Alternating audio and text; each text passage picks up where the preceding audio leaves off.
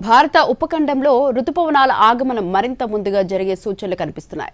ఈ నెల 16న దక్షిణ అండమాన్ తీరాన్ని తాకుతాయని ఐఎండీ ప్రకటించింది. ఇందుకు అనుకూలమైన వాతావరణ పరిస్థితులు ఇప్పటికే కనిపిస్తున్నాయి. దీంతో అడ్వాన్స్డ్ మాన్సూన్ ఈ నెల 4వ వారంలో కేరళకు చేరే ఛాన్స్ ఎక్కువగా ఉంది. రుతుపవనాలకు సంబంధించి వాతావరణ శాఖ మరో కబురు చెప్పింది. ఈసారి కాస్త ముందుగానే వాటి రాక ఉంటుందని తెలిపింది.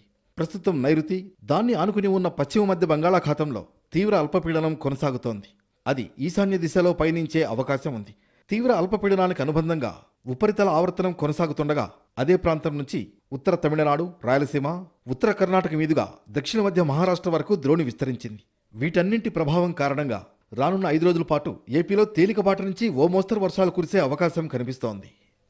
దక్షిణ కోస్తా, తెలంగాణ మీదుగా ఉపరితల ఆవర్తనం కొనసాగుతుండటంతో ఉత్తరాంధ్ర, రాయలసీమలో వర్షాలు పడే అవకాశం ఉంది. 5 రోజుల పాటు ఉరుములు మెరుపులతో కూడిన వర్షాలు కురుస్తాయని వాతావరణ కేంద్రం అంచనా వేస్తోంది. మరోవైపు నిన్న తెలంగాణలోని పలు జిల్లాల్లో వర్షాలు కురిశాయి.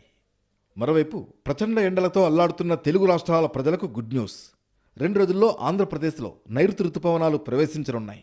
ఈ నెల 15 నాటికి ఏపీ, తెలంగాణ అంతటా విస్తరిస్తాయని ఐఎండీ ప్రకటించింది. మరోవైపు కేరళం తీరాన్ని తాకిన నైరుతి రుతుపవనాలు తమిళనాడు, కర్ణాటకలోకి ప్రవేశించాయి. త్వరలోనే తెలుగు రాష్ట్రాల్లోకి విస్తరించనున్నాయి.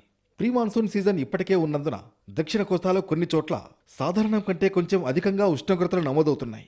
తెలంగాణ మీదుగా వ్యాపించిన ఉపరితల ఆవర్తనం ప్రభావంతో ఏపీలోని ప్రకాశం, నెల్లూరు, చిత్తూరు, తిరుపతి, అన్నమయ్య జిల్లాలో కొన్ని చోట్ల భారీ వర్షాలు కురవనున్నాయి.